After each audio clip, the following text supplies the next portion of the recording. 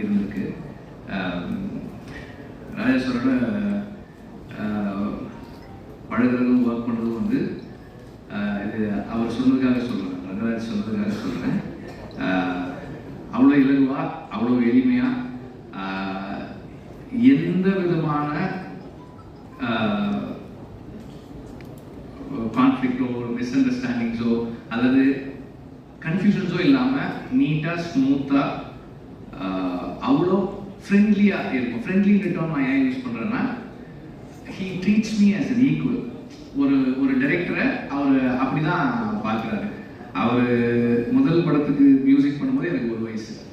So ஆனால் என்னோட அவர் பேசும்போது படம் பார்த்துட்டு என்கிட்ட சொன்னார், நான் சஜஷன் சொல்லலாமா அப்படின்னு கேட்டார். அவர் அது என்கிட்ட அப்படி